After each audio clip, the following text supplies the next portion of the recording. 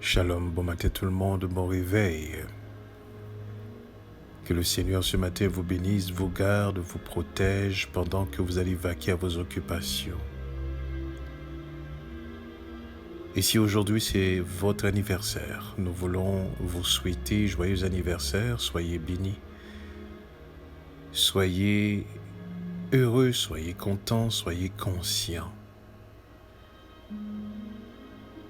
Et si vous êtes seul, nous voulons vous dire, vous n'êtes pas vraiment seul. En dépit de ce que vous pouvez ressentir, en dépit de ce qui peut se passer, vous n'êtes pas seul. Il est toujours avec nous puisqu'il nous a promis « Je suis avec vous tous les jours jusqu'à la fin du monde ». Donc il est là. En dépit de tout, il est là. La question à se poser maintenant, à quel point en sommes-nous conscients de sa présence?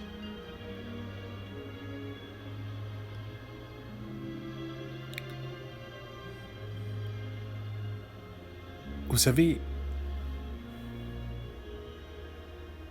il est dit dans le livre d'Ecclésiaste, il y a un temps pour chaque chose. Un temps pour planter, un temps pour récolter. Un temps pour parler, un temps pour faire silence. Un temps pour vivre, un temps pour mourir. Un temps pour se réjouir et un temps pour pleurer. Un temps pour se trouver et un temps pour se perdre.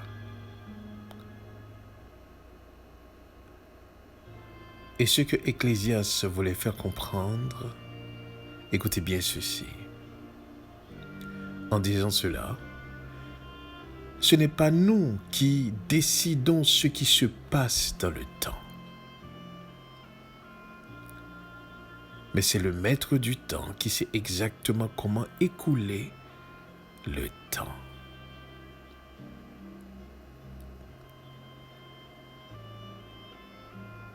Bien souvent, nous nous rendons maîtres du temps et dans notre ignorance et notre arrogance, nous agissons comme si nous savions exactement ce qui allait se passer, ce qui allait se faire.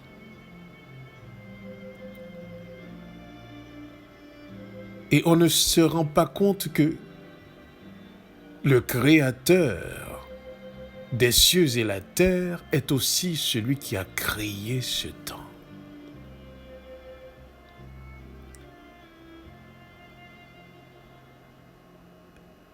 Il est dit dans le psaume 139, « Il connaissait tous les jours qui nous sont destinés bien avant qu'aucun d'eux existât. » Ce qui voudrait dire ceci, écoutez bien, que ce soit dans la désobéissance ou que ce soit dans l'obéissance, rien ne se fait au hasard. La désobéissance a une pattern, a un cheminement, un enchaînement connu par lui-même. Mais l'obéissance a aussi un cheminement, un enchaînement planifié par lui-même. Il connaissait tous les jours qui nous sont destinés bien avant qu'aucun d'eux existât.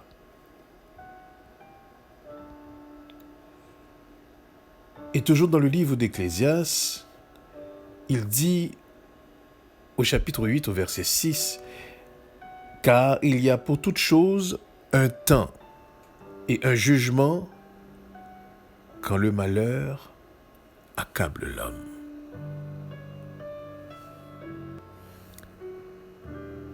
Et c'est important de comprendre cela.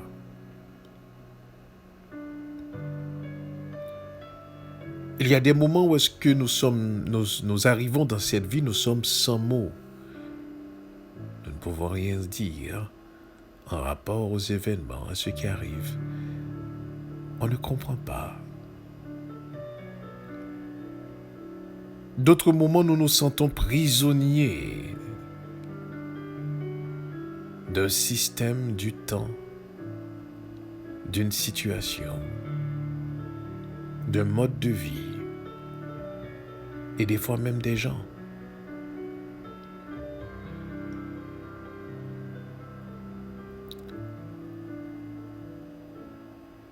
C'est l'une des raisons pour laquelle nous devons apprendre à faire silence. Silence dans notre esprit lorsque nous sommes dépassés. Silence dans nos cœurs lorsque nous ne comprenons pas. Silence dans nos émotions en exerçant la maîtrise de soi. Silence dans nos sentiments quand tout n'est pas clair.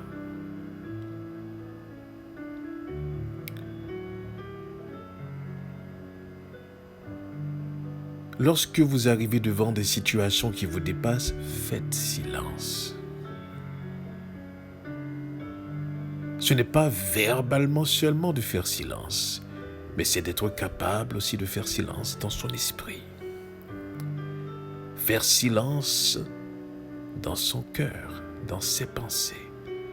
Faire silence dans ses émotions, dans son ressenti.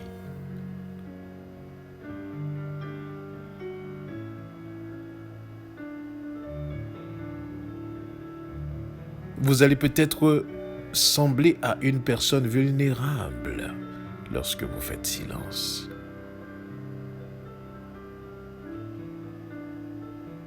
On va peut-être vous prendre pour un proie facile lorsque vous faites silence. On va vous voir comme une proie facile.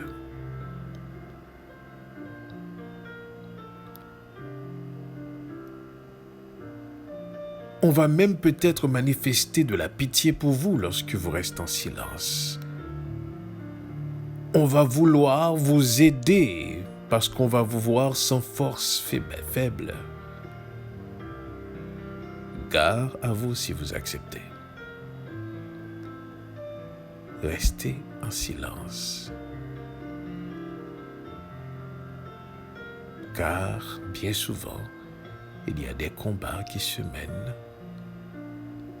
en silence.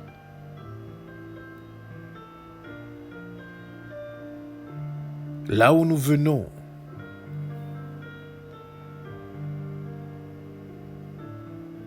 du royaume que nous sortons, ce ne sont pas des mouvements seulement qui constituent un combat, mais le silence est aussi une arme redoutable. Disait Moïse au peuple d'Israël, « Le Seigneur combattra pour vous, l'Éternel combattra pour vous, mais vous, gardez le silence. »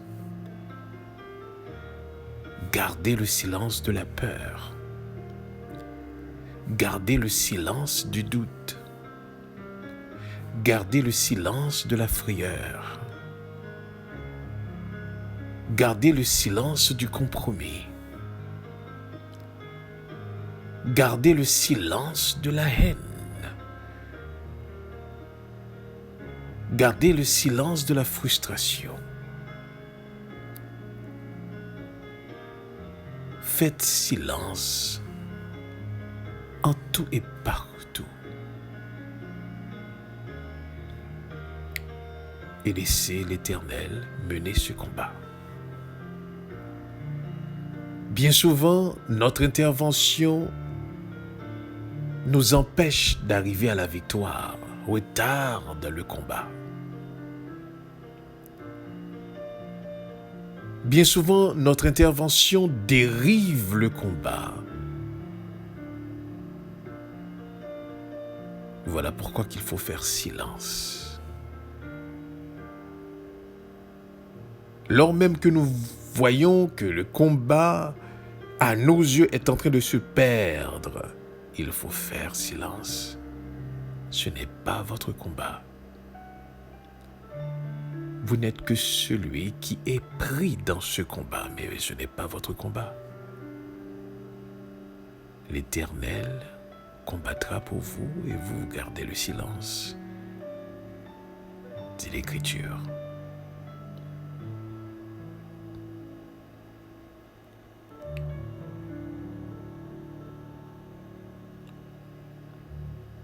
Il est important ce matin que nous puissions saisir une seule chose, que le silence est un élément qui s'apprend. Et si vous êtes franc et sincère avec vous-même, vous allez voir tout le silence que l'homme, jusqu'à maintenant, a su observer, c'est le silence verbal. C'est-à-dire, on ne parle pas. Dès que nous ne parlons pas, nous disons « nous sommes en silence ». Mais en réalité, nous ne le sommes pas. Car rester en silence, c'est faire taire les doutes du cœur. C'est faire taire les raisonnements humains. C'est faire taire les émotions ressenties. C'est faire taire les pensées qui nous traversent. Lorsque vous arrivez à faire cela, là, vous faites silence.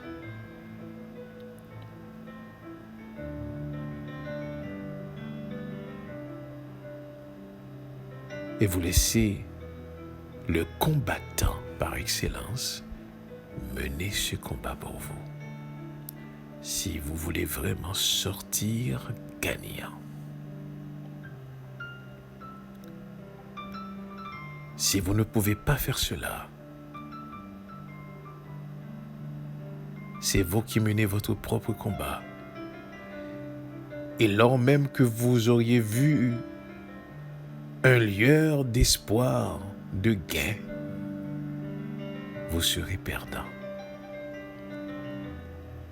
Bien souvent, l'être humain est capable de se sortir d'une situation. Mais bien souvent, c'est pour en créer un autre pire qu'il constatera des années après. Des fois, nous sommes même incapables de faire le lien que certaines choses que nous sommes en train de vivre sont liées avec des décisions qui ont été prises des années avant. Des fois même, nous oublions ces décisions, ces prises de décisions, nous les oublions des fois. Et nous disons, c'est la vie. Mais en réalité, tout est un enchaînement. Dit la parole, ce qu'un homme aura semé, il le moissonnera. Tout ce qu'un homme sème, d'une manière ou d'une autre, il le moissonne.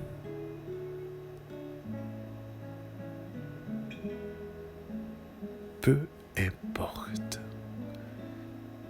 Si nous étions conscients vraiment de cela, toutes nos actions auraient été mesurées, pesées, réfléchies, calculées.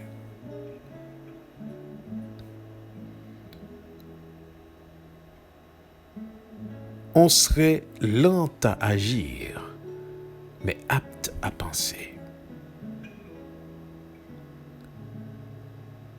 Mais hélas, vous et moi ne mesurons pas les conséquences de nos actions.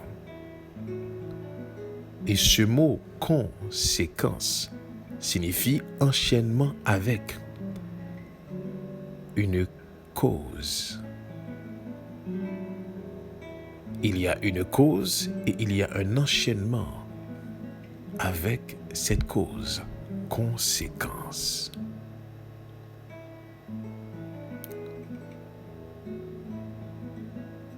Certaines misères que nous vivons, certains échecs que nous essuyons,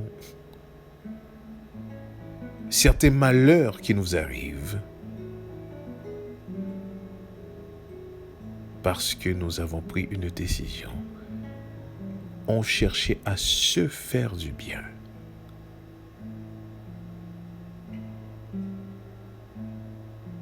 Et hélas, ne nous rendons pas compte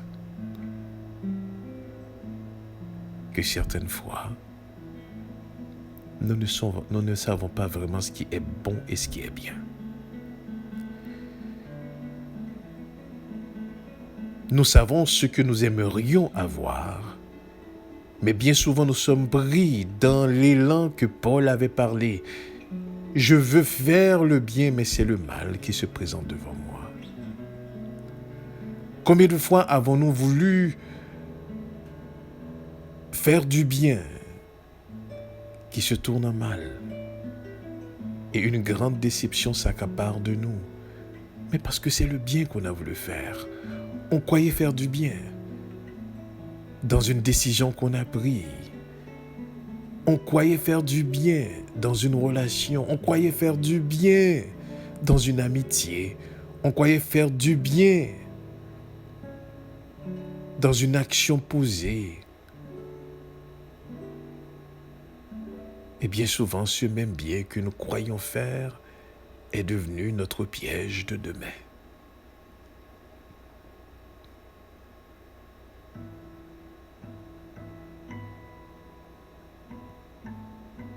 Il y a un temps pour chaque chose, parce que le maître du temps est celui seul qui soit capable de nous guider dans les actions de notre vie, de nos vies, afin que nous puissions effectivement poser des actions qui n'ont comme conséquence que notre bien-être, en dépit de ce que nous pouvons voir, de ce que nous pouvons ressentir, en dépit de ce que nous pouvons vivre.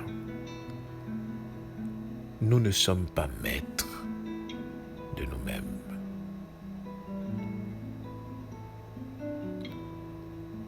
Jusqu'à aujourd'hui, l'humain a développé cette façon de penser dans cette philosophie qu'on appelle l'humanisme, où est-ce qu'on prolifère l'innocence de l'être humain qui est corrompu à travers une société corrompue. Mais quand il naît bon. Et lorsque nous constatons effectivement un enfant et que nous le regardons dans notre définition de l'innocence, nous voyons que l'enfant est innocent.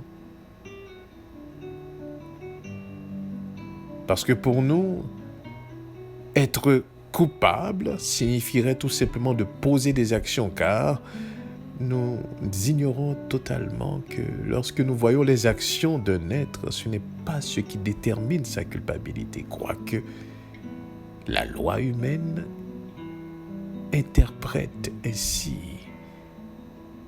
les actions. Mais la loi divine est complètement différente. Vous n'avez pas besoin de poser un acte, car ce ne sont pas des actions qui déterminent votre être, c'est le contraire. Donc, c'est pour cela que Elohim avait dit à Samuel, « L'homme regarde ce qui frappe aux yeux, car les actions frappent aux yeux. » Mais Elohim regarde ce qui est au cœur.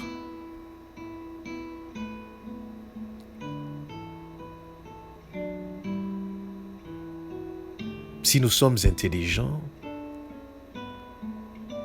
à chaque pas,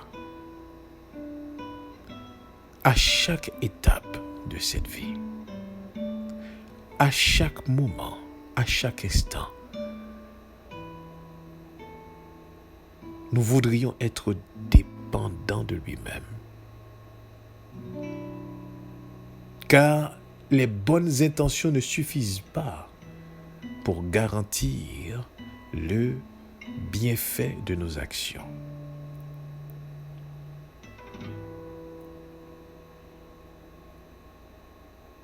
Lorsque deux personnes se rencontrent et ont décidé de faire cheminement de vie ensemble, ils ont de bonnes intentions.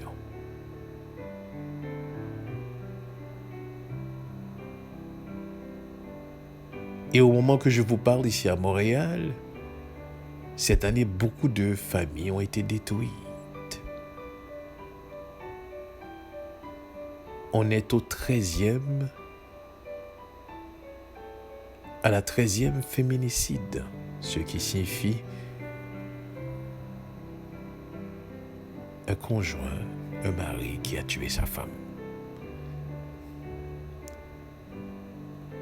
Si des années avant, on avait rencontré ces deux personnes et qu'on leur disait, écoutez, votre union n'est pas une union bénie, ce n'est pas une union qui doit se continuer dans le temps, car vous allez vous entretuer.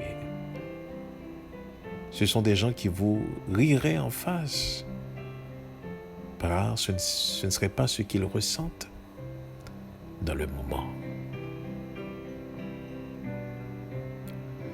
Combien de fois, si on vous avait rencontré, on vous disait, écoutez, cette fréquentation que vous faites n'est pas bénéfique pour vous. Combien de fois nos parents, nos amis des fois, et nos frères, nos sœurs, nous ont fait cette remarque, mais nous continuons quand même.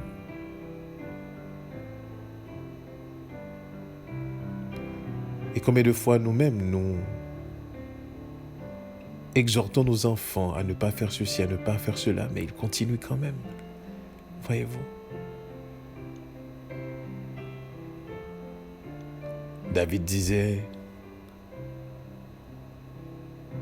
nous sommes nés dans l'iniquité et nous avons été conçus dans le péché. Mais heureusement, il veut que la vérité soit au fond du cœur. Voilà pourquoi nous avons besoin de la sagesse. Nous avons besoin de son esprit. Nous avons besoin d'être guidés. Nous avons besoin d'être menés par son esprit pour que chaque chose que nous faisions, chaque chose que nous fassions, que cela se fasse par son esprit. Je ne sais pas c'est quoi votre résolution ce matin, mais la mienne, c'est d'apprendre, Seigneur, à chaque pas dans cette existence, à chaque moment dans cette existence, à chaque instant dans cette existence, conduis-moi. Conduis-moi. Influence-moi. Apprends-moi à marcher devant toi. Et que ces décisions prises ne soient pas de moi, mais de toi-même, selon ce que tu avais préparé. Mais pour cela, nous avons besoin de marcher dans l'obéissance à sa parole.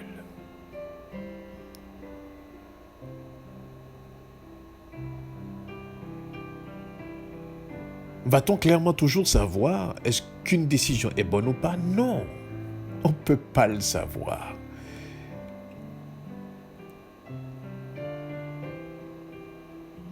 Lorsque le moment arrivait pour que Abraham se séparât de l'eau, puis se séparer de l'eau, l'eau a pris une décision d'aller vers le Jourdain, où est-ce que justement l'herbe était verdoyante, où est-ce que justement il y avait la verdure. Il voyait ce qui lui était avantageux.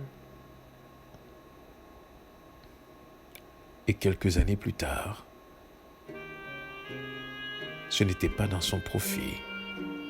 Et en sa vieillesse, il a lourdement payé les conséquences.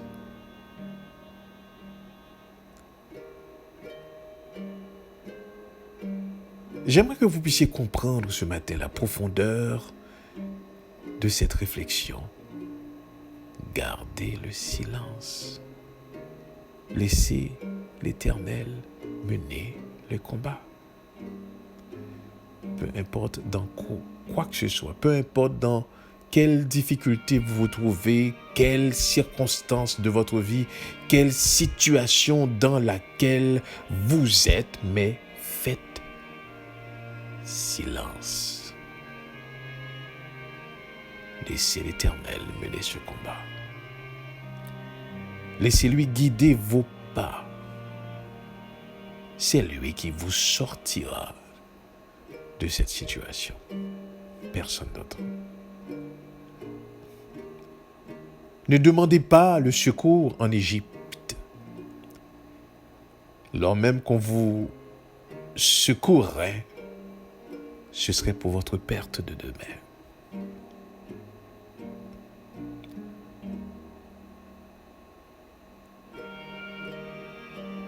Il y a certaines situations que quelqu'un est en train de vivre. Votre aide peut être un obstacle.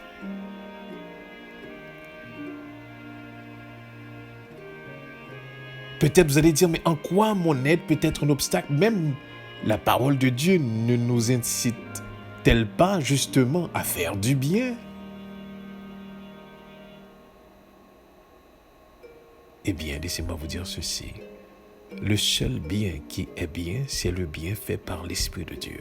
Tout autre bien est un mal. Car dans l'équation divine, un bien plus un mal est égal à un mal. Un mal plus un bien est égal à un mal. Un mal plus un mal est égal à un mal.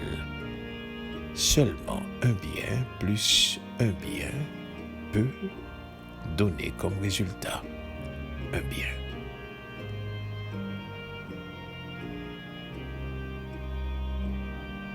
Et celui qui est capable de nous aider sur le chemin du bien, c'est l'esprit du bien, l'esprit de vérité.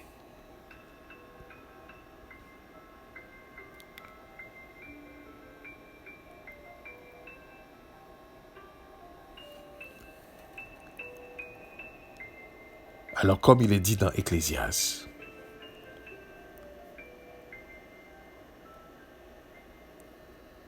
il y a un temps pour chaque chose.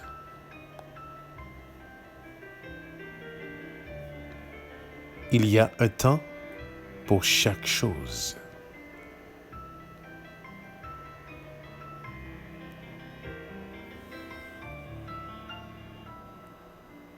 Un temps pour toutes choses sous les cieux. Un temps pour naître, un temps pour mourir. Un temps pour planter et un temps pour arracher ce qui a été planté. Un temps pour tuer et un temps pour guérir. Un temps pour abattre et un temps pour bâtir. Un temps pour pleurer et un temps pour rire. Un temps pour se lamenter et un temps pour danser. Un temps pour lancer des pierres et un temps pour ramasser des pierres. Un temps pour embrasser et un temps pour s'éloigner des embrassements. Un temps pour chercher et un temps pour perdre. Un temps pour garder et un temps pour rejeter. Un temps pour déchirer et un temps pour coudre. Un temps pour se taire et un temps pour parler. Un temps pour aimer et un temps pour haïr. Un temps pour la guerre et un temps pour la paix. Quel avantage celui qui travaille retire-t-il de sa peine?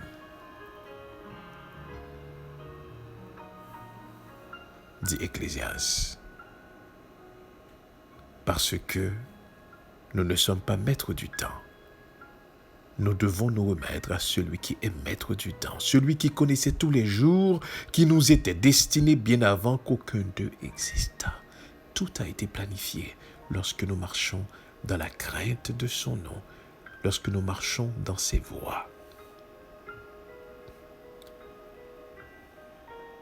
Mais si nous sommes laissés à nous-mêmes, nous ne saurions pas vraiment quand est-ce planter, quand est-ce récolter, quand est-ce s'éloigner, quand est-ce chercher, quand est-ce perdre, quand est-ce garder, quand est-ce rejeter, quand est-ce qu'on doit déchirer, quand est-ce qu'on doit se taire, quand est-ce qu'on doit parler.